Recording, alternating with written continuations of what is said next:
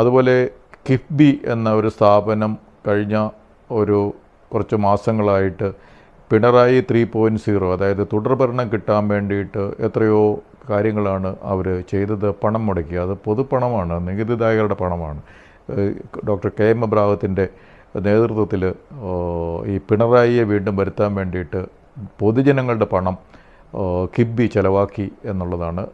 അതുപോലെ കിഫ്ബി എത്ര പരസ്യങ്ങളാണ് എല്ലാ TV ചാനലുകൾക്ക് നൽകുന്നത്. ആ പരസ്യമൊക്കെ നൽകുന്നത് ഈ കിഫ്ബിയുടെ വീഴ്ചകളും കിഫ്ബിയുടെ അഴിമതിയും സർക്കാരിൻ്റെ അഴിമതിയും സർക്കാരിൻ്റെ വീഴ്ചകളുമൊക്കെ കുറച്ചുകൂടെ ഒന്ന് പൊതിഞ്ഞ് നൽകണം, അല്ലെങ്കിൽ അത് വാർത്ത നൽകരുത്, വാർത്ത പോസിറ്റീവായിട്ട് സർക്കാരിന് വേണ്ടി നൽകണം എന്നൊരു ഉദ്ദേശത്തിലാണ് ഇത്രയും പരസ്യം ഈ പൊതുജനങ്ങളുടെ പണമെടുത്ത് സർക്കാർ TV ചാനലുകൾക്കും പത്രങ്ങൾക്കൊക്കെ നൽകുന്നത്. അതെല്ലാം PR വർക്കിൻ്റെ ഭാഗമാണ്.